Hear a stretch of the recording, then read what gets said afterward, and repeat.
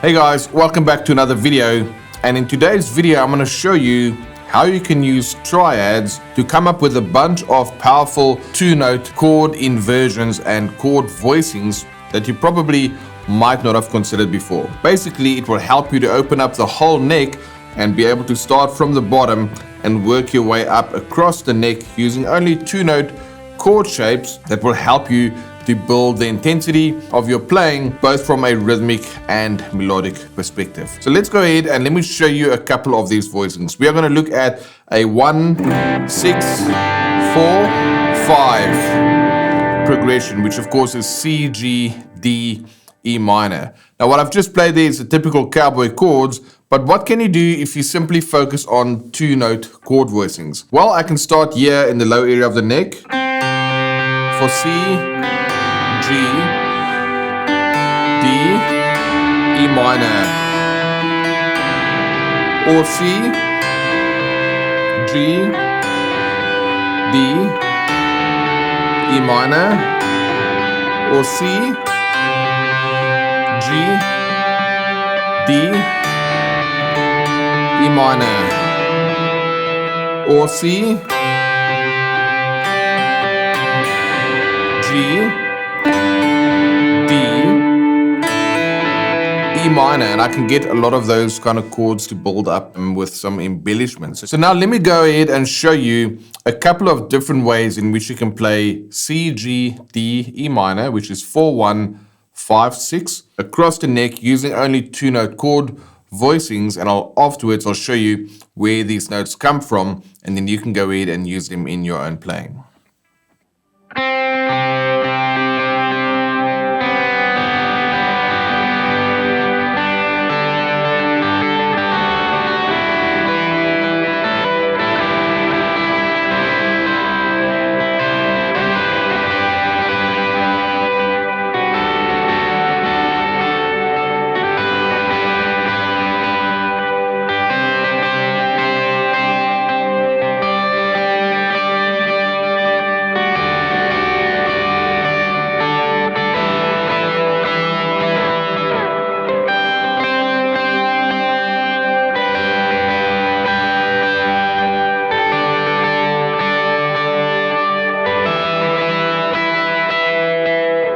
Alright, so you could have heard what that sounds like when I play simply those two-note chord voicings across the neck. Let's go ahead and play it with a track so we can have some rhythm to play along to, and then afterwards I'm going to break it down and I'll show you where you can get all these voicings from. Let's give it a go.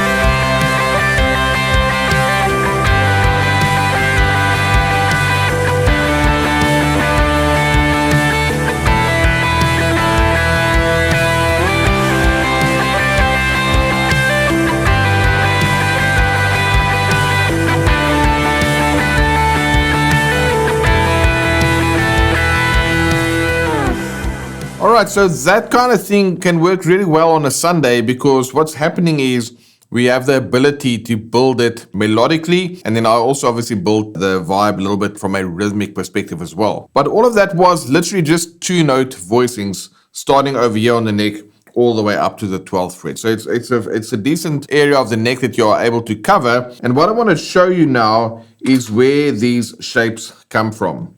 Well, it's quite simple. There's 5 shapes that I was able to derive from 3 triad shapes. So let's quickly look at the 3 triad shapes. I can play a G triad like this. That's a first inversion triad. A second inversion triad will look like this. And then my root position will look like that. And then I'm back again 12 frets higher with the first inversion. So those are just 3 triad voicings.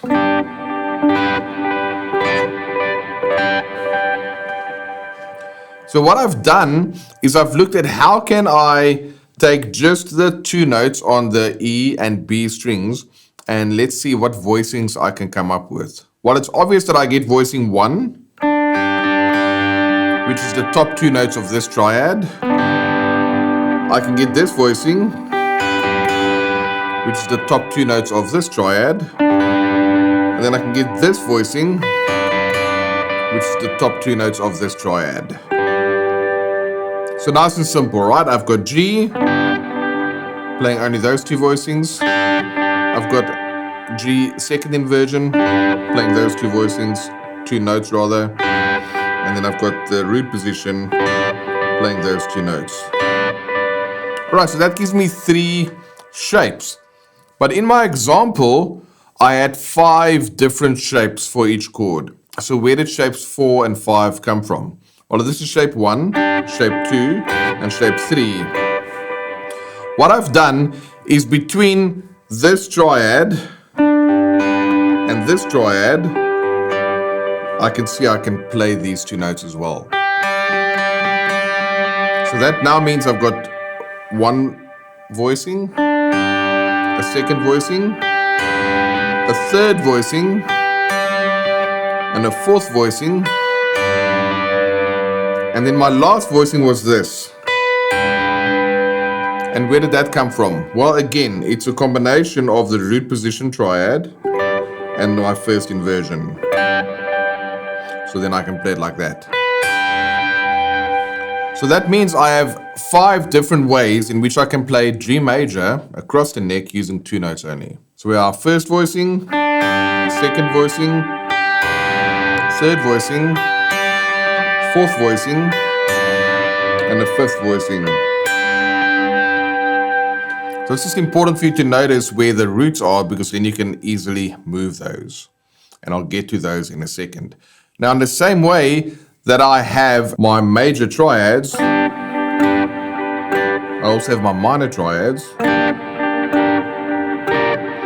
and which means you can do the same thing. So let's do this as if we're in a key of E minor. So that's going to be E minor there, E minor there, and E minor there. Which means I get these 2 notes, I get those 2 notes, and I get those 2 notes. Every time just playing the higher 2 notes of my triad, which will be this. So I can combine them again. Instead of just playing those 2 notes and those 2 notes, I can take the low note from this voicing and the high note from this voicing, and I can play this for E minor, which is the same as the G shape we had over there. It's not a G shape, but for the G chord that we had over there. All right, so that's another version to play E minor, which in this case really is just E5. And then from this voicing for E minor, and of course that one, you can do those same 2 notes there as well, because E minor and G major, those 2 notes are interchangeable. And then another little trick that you can do is by combining this note with this one. So this is the note that we had, or the 2 note voicing that we had for G. Instead, this time we're just playing it over there, which becomes an E minor 7. So all of that to say that we have 5 different ways in which we can play 5 major voicings and 5 minor voicings using only 2 notes. Now let's go and look at that progression that we had. 4, 1, 5, 6. For C, we played this. It's simply the root and the 5th. Then for G, we played that, which came from that shape that I showed you earlier, but just down here. Then for D, we have the power chord shape, which can go to the second inversion. And then for E minor, the power chord shape, which you can go to the second inversion, if you want to get some movement. So check this out.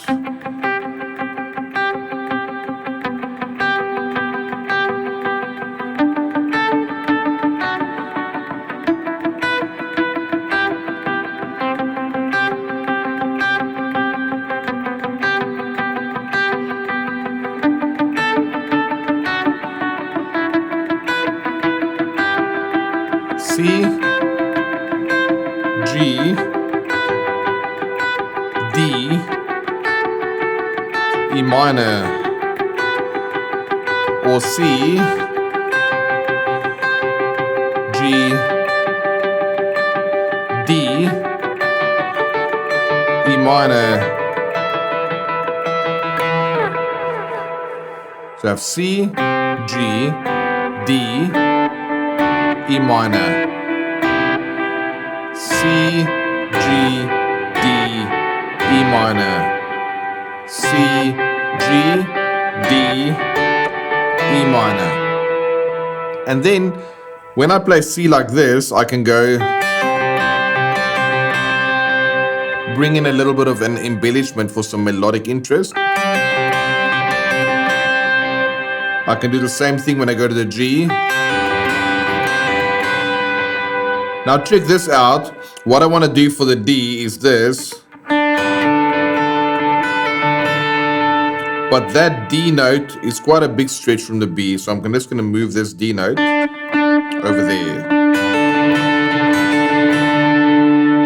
And then for the E minor, so C, G, D, E minor.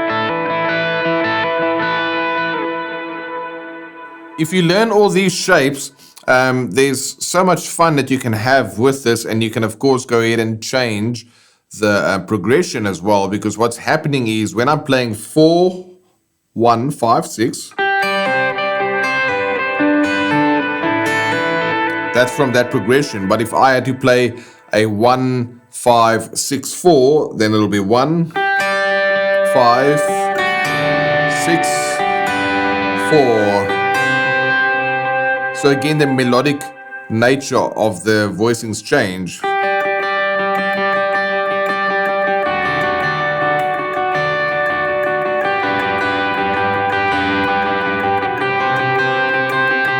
If I play down here, 1, 5, 6, 4,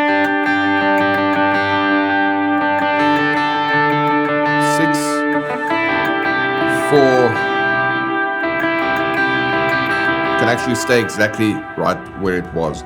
So can you see, by using these 2-note voicings and just adapting them based on the progression of the song that you're playing, you're getting voicings that cut through the mix, that cover the whole area of the neck, and it gives you a lot of melodic movement and some melodic options that you can use when you play parts using simple 2-note chord voicings like I've just shown you. Alright, so that's basically it. Hope you enjoyed this lesson. If you want to get more resources, you can go ahead and check out the links in the description. We'll link out to some additional resources that we have, as well as whenever we're doing live streams right here on the channel. So make sure you check those out so you can stay in touch, because we'll keep diving in deeper into all of these cool little tricks that you can use to elevate your playing and take your worship guitar skills to the next level. Right guys, have a good one, and I'll see you in the next one. Bye.